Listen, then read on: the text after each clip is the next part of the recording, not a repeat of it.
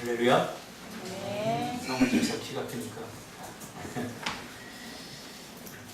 하나님 말씀 한번 찾아볼까요? 누가복음 19장.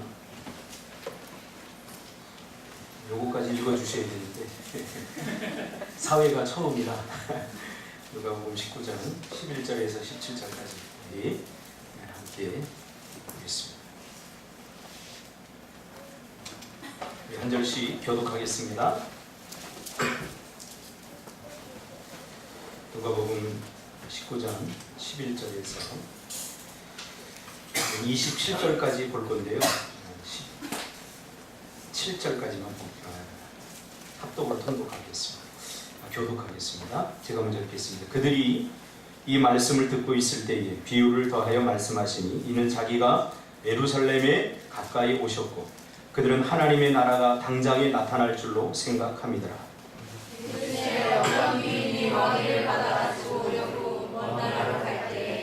그 종려를 불러 은화 10문화를 주며 이르되 내가 돌아올 때까지 장사하라 하니라.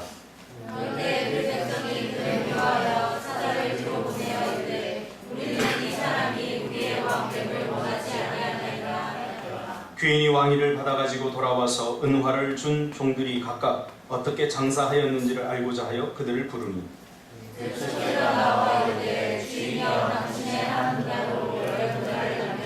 다같이 주인이 이르되 잘하였다 착한 종이여 내가 지극히 작은 것에 충성하였으니 10고을 권세를 차지하라 하고.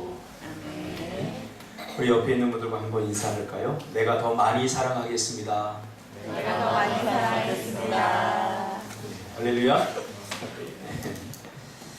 항상 상처는 내가 사랑받으려고 할 때 생기는 겁니다. 사랑 주려고 하면 절대 상처가 생길 일이 없습니다. 힘들지도 않습니다. 이건 제 경험입니다. 제가 사랑받으려고 할 때 많이 마음이 아프고 힘들었는데 사랑을 주려고 하다 보니까 상처가 하나도 안 생기더라고요. 그래서 여러분은 예수님처럼 사랑을 주는 자들이 되기를 원합니다. 네. 오늘 우리 꿈틀교회가 제주도로 온 지 1년이 되고 그리고 이제 헌신예배, 새 일꾼이 세워지고 오늘 헌신예배를 드리는 그런 날입니다. 어떤 말씀을 증거할까 하다가 오늘 누가복음 19장 11절로 27절까지 말씀 중심에서 자금 속에 숨겨진 하나님 나라라는 제목으로 하나님 말씀 증거하겠습니다. 오늘 우리가 다루는 이 본문은 열문화 비유입니다. 비유는 항상 우리가 더 잘 이해할 수 있도록 이해를 돕기 위한 그런 문학적 도구입니다. 예수님은 비유를 자주 쓰셨습니다. 특히 우리가 경험해보지 못하고 상상할 수 없는 일들에 대해서 우리가 가늠해보지 못하는 그러한 일들에 대해서 우리가 잘 이해할 수 있도록 하기 위해서 비유를 종종 사용하시는 것을 보게 됩니다. 비유라고 하는 것은 우리가 잘 아는 바와 같이 원 개념이 있고 그리고 보조 개념이 있습니다.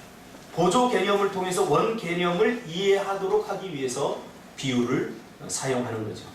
그러면 오늘 본문의 열문화 비유는 열문화라고 하는 것은 보조 개념입니다. 그럼 원 개념은 뭘까?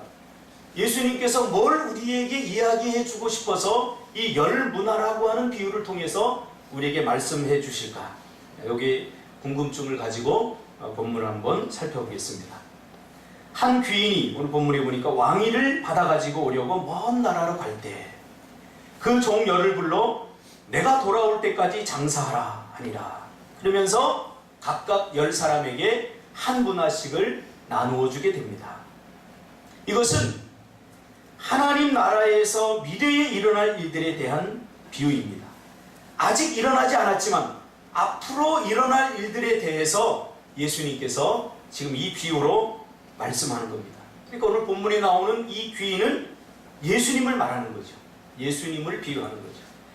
이 말씀은 예루살렘으로 예수님께서 올라가시는 그 길목에서 하셨던 말씀입니다. 그러니까 예수님께서 왜 예루살렘으로 지금 올라가고 계시죠? 십자가에 달려 죽으시기 위하여 지금 예루살렘으로 올라가는 그 길목에서 예수님께서 제자들과 청중들을 향해서 이 비유를 하고 있는 거죠. 이제 예수님은 예루살렘으로 올라가셔서 십자가에 달려 죽으심으로 우리를 죄와 사망 가운데서 구원하시기 위하여 이 중보 사역을 위하여 이제 올라가십니다. 그리고 죽으실 것입니다.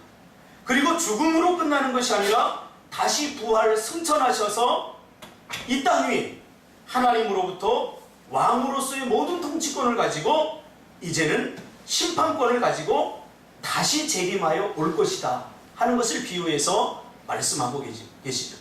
그러니까 한 귀인이 종들을 불러서 문화를 맡기고 간 것은 이제 다시 하나님으로부터 왕권을 가지고 와서 우리를 심판하시기 위한 그런 과정임을 우리가 이 비유를 통해서 익히 알게 되는 거죠. 그때 다시 오게 될 때에, 예수님이 다시 재림하게 될 때에 너희에게 맡긴 것에 대해서 반드시 계산하겠다라고 하는 의지가 이 비유에 담겨 있는 거죠. 그래서 열문화 비유라고 하는 것입니다. 이 문화라고 하는 것은 당시의 헬라의 그 동전입니다. 헬라의 동전. 이 헬라의 동전 중에서도 오늘날로 가치로 따지면 한 800원 정도 하는 그런 가치를 가진 동전입니다. 그러니까 여러분 800원을 가지고 뭐 장사를 한다는 것은 말도 안 되는 비유죠. 그러니까 예수님이 이때 당시 이 비유를 할 때에는 이 비유를 듣던 청중들이 놀랐을 거예요. 800원? 뭔 8,000원도 아니고 800원을 가지고 장사를 하지? 막 이런 말도 안 되는 비유다. 그런 생각을 다 가지고 있었을 것입니다. 근데 중요한 것은 그것을 가지고 장사하라 라고 주인이 말씀한 거죠. 오늘 우리가 누가복음을 읽었는데요. 이 누가는 이 동전의 가치가 작다는 것을 더 드러내고 강조하기 위해서 작은 것, 즉 미크로스라고 하는 단어의 최상급입니다. 작은 것 중에서도 가장 작은 엘라키스토스라고 하는 단어를 사용해서 작은 것 중에서도 작은 것의 최상급인 가장 작은 엘라키스토스라고 하는 단어를 사용해서 작은데 얼마나 작느냐, 아주 정말 작다 하는 것을 드러내주고 있는 것이에요. 그러니까 지극히 작고 보잘것 없다는 것을 강조하고 있는 거죠. 그런데 이 귀인이 다시 돌아와서 이제 계산을 합니다. 그런데 칭찬을 받은 사람은 오늘 본문 우리가 읽진 않았지만 27절까지 읽어보면 딱 두 사람뿐입니다. 그들에게는 각각 10문화를 남겼고 또 한 사람은 5문화를 남겼습니다. 그리고 나머지 8사람은 일일이 언급하고 있지 않지만 나머지는 내가 수건으로 싸서 그대로 두었다가 그대로 가져갔다 라고 말합니다. 그런데 각각 10문화, 5문화를 남긴 사람에게는 주인이 뭐라고 이야기합니까? 잘하였다. 첫 번째 칭찬이 잘하였다.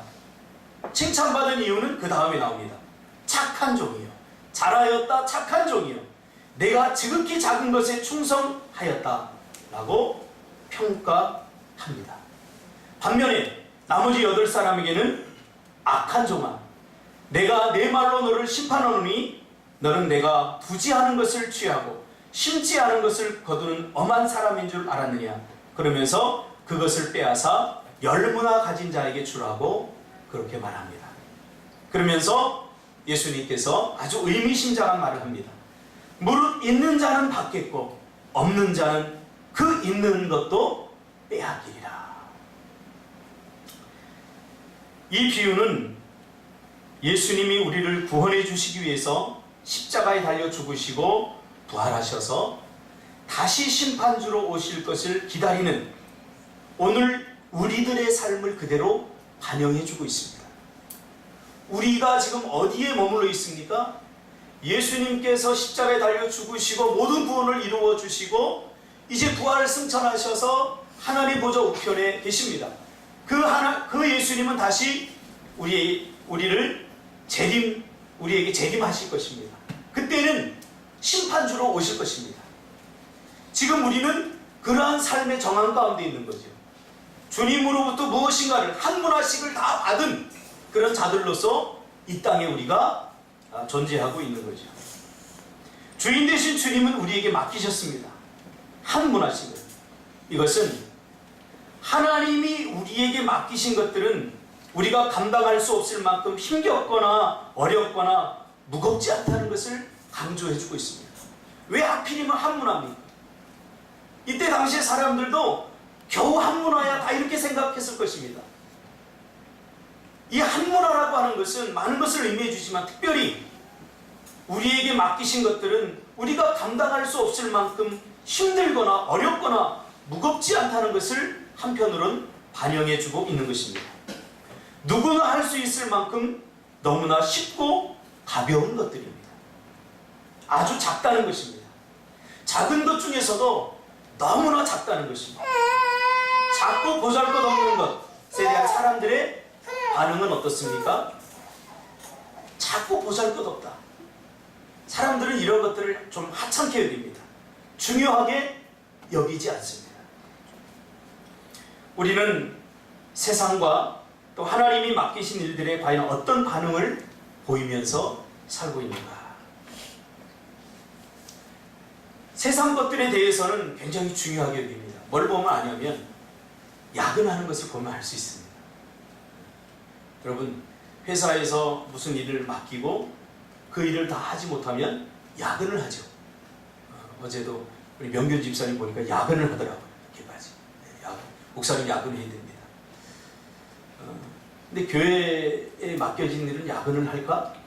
저도 지나가면서 이렇게 돌아보니까 내가 레포트 쓰느라고 야근을 했는데 교회에 맡겨진 일을 위해서 내가 야근을 했는가 가만히 보니까 야근을 했더라고요. 제가 젊을 때, 청년 때 주님 만나고 교회 헌신하면서 여름 성경학교 준비하고 또 선교 준비하고 그러면서 밤잠을 자지 않고 야근을 했더라고요. 주인이 작은 것을 맡긴 것은 얼마든지 해낼 수 있게 하고 큰 부담감을 주지 않으려고 한 것입니다. 그런데 8명의 생각은 달랐습니다. 너무 작아서 대수롭게 생각하지 않았던 것입니다. 이것이 하나님 나라의 트릭입니다. 오늘 우리의 신앙생활의 트릭입니다. 우리의 관계실의 트릭입니다. 사실 가까운 사람일수록 더 잘해야 됩니다. 그러나 우리 가까운 사람들을 함부로 여깁니다. 우리 자녀들 여기 나왔는데 엄마를 함부로 여기잖아요. 우리 집도 보니까 엄마를 좀 함부로 여기는 경향성이 있어요. 그냥 뭐 좀 잘못하면 그냥 엄마에게 가서 막 하소연하고 그래요. 작은 것. 작은 것을 가치 있게 여기지 않습니다. 이것이 바로 하나님 나라의 트릭입니다. 작기 때문에 누구나 할 수 있고 특별한 노력이나 능력이 필요 없어서 언제든지 할 수 있음에도 불구하고 그렇게 하지 않습니다. 왜요? 잘 티가 나지 않거든요. 너무나 작기 때문이죠. 우리는 이미 큰 것에 익숙해져 있습니다. 제가 목회를 지금 한 11년째 하고 있는데 교회에 무슨 일을 맡겨보면 알아요. 큰 일, 이름이 드러나는 일, 화려한 일 누구나 다 맡으려고 해요. 왜? 그 일을 잘 해냄으로써 내 능력을 인정받고 싶은 거죠. 그리고 그런 일에는 많은 사람들이 관심을 갖고 있기 때문이죠. 그래서 누구든지 맡으려고 합니다.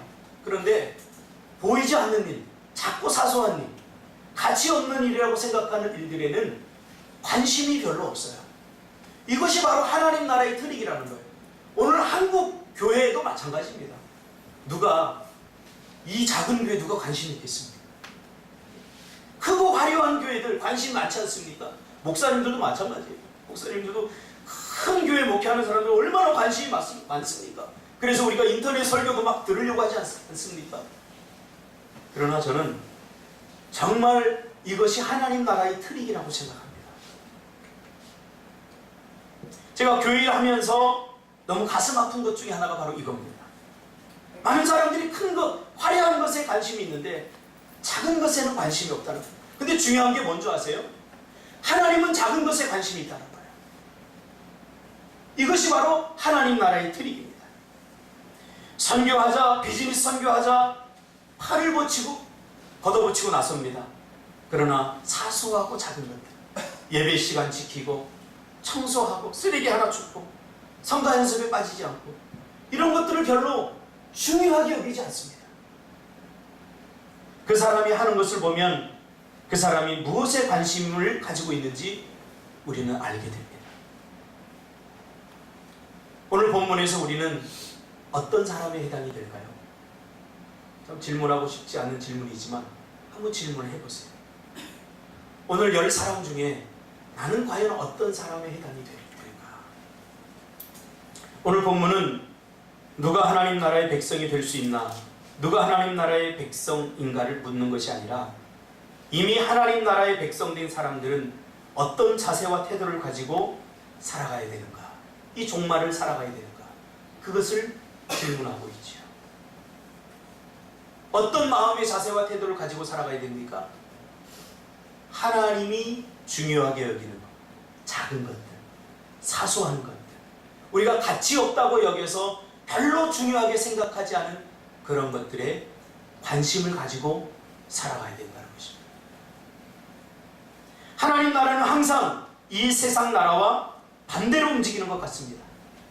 그래서 누구든지 크고자 하고 으뜸이 되고자 하면 낮아지라고 합니다. 말이 됩니까? 근데 말이 돼요. 왜? 우리는 세상 가치관에 너무 익숙해져 있기 때문에.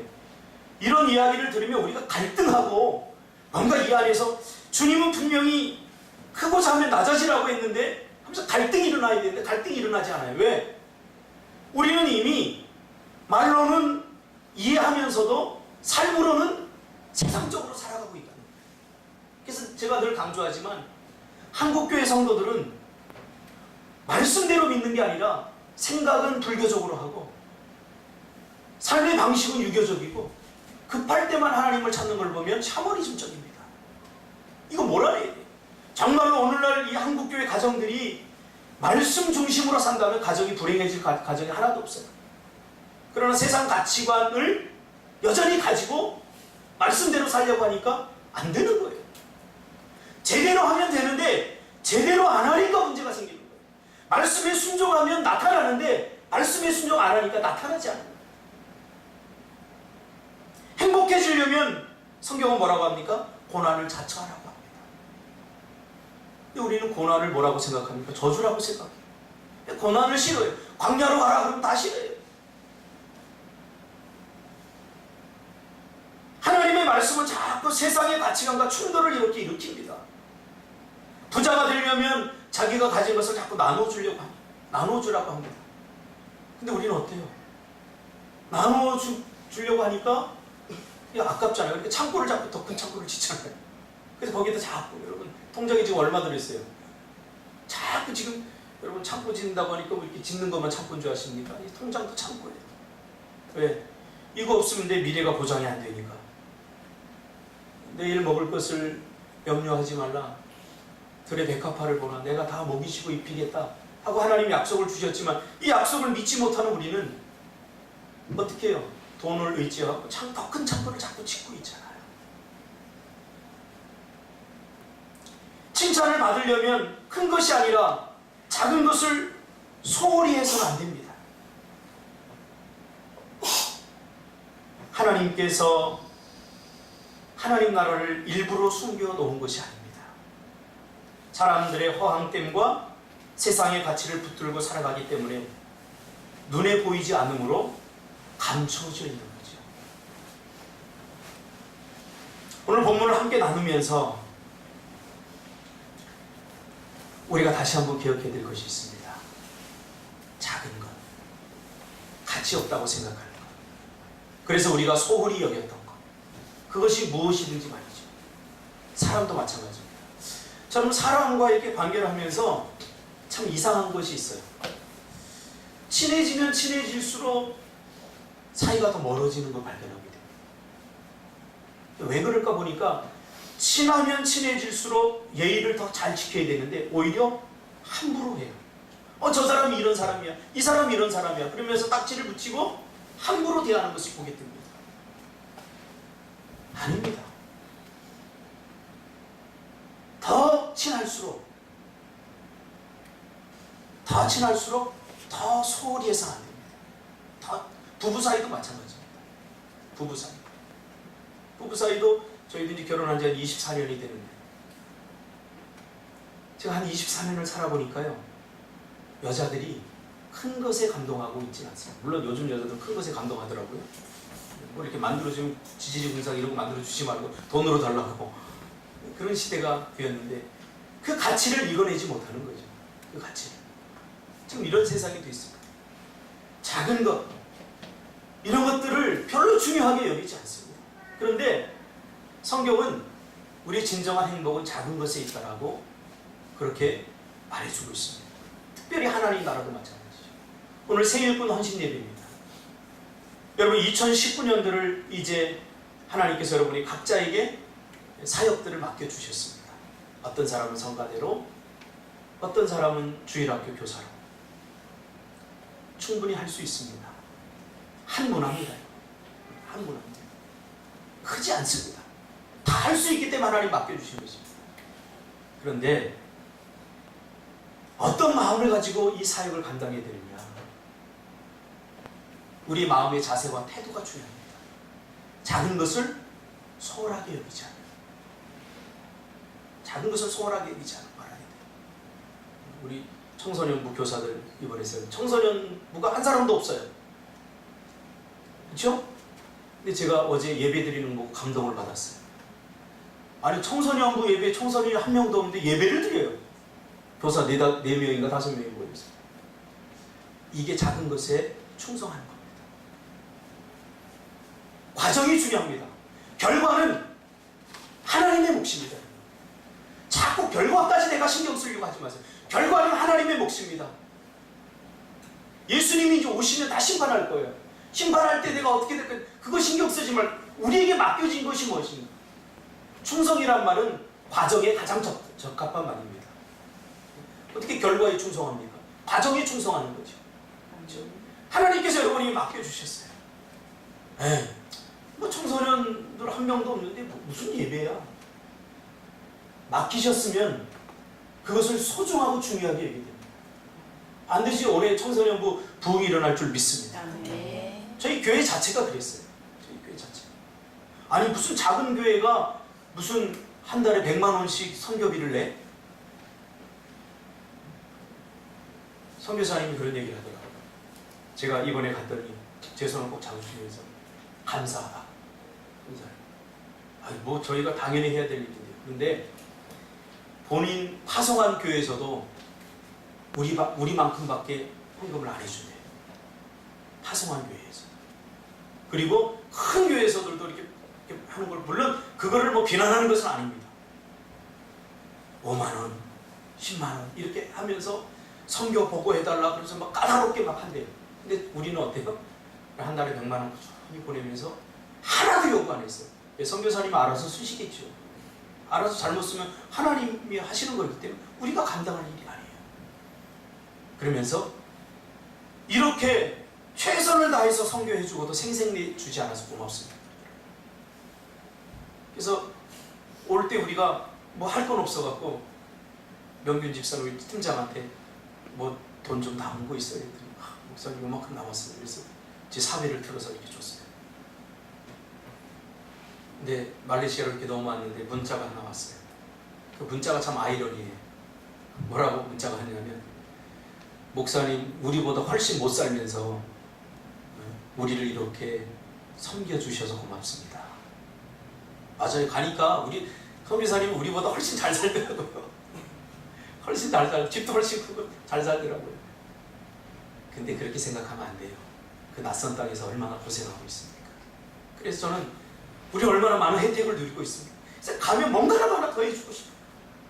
그 무너져가는 사역자들의 집을 보면서 이번에도 우리가 다 가슴 아파하면서 명균 집사님 뭐라고 그럽니까? 목사님 내가 이제 돈 벌어야 될 이유를 알았어요. 자기 잘 먹고 잘 살기 위해서 우리 이 정도면 다 끝나요. 이제 뭘 더 누리려고 해요. 죽어가는 영혼들을 우리가 보면 그런 마음 갖지 않게 될 거예요. 하나님이 우리 교회를 기뻐하는 이유 중에 하나는 작은 일에 관심을 가지기 때문이라고 저는 생각합니다. 왜 우리가 제주 땅에 왔습니까? 작은 일에 관심이 있기 때문이죠. 제가 청소년 사역을 하면서 대형 사역을 했어요. 많은 청소년들 모아놓고 설교하고 막 애들이 뭐 회개하고 난리 나요. 근데 하나님이 그거 결코 기뻐하지 않는 것 같아요. 저한테. 보니까 상처난 애들, 소외된 애들. 그래서 상담 사역을 하다 보니까 이 대형 사역이 안 되는 거예요. 왜냐하면 상담 사역이라는 자체가 그들의 상처와 아픔들을 치유해주고 하다 보니까 많은 사람들을 공장에서 찍어내듯이 이게 안 되는 거예요. 그래서 제가 미니멀 처치, 작은 교회를 선언하고 제주도 가도 상관없겠다. 우리는 어차피 작은 교회 할 거니까. 그리고 제주도로 우리가 오게 된 겁니다. 여러분, 큰 것에 관심을 내려놓으세요.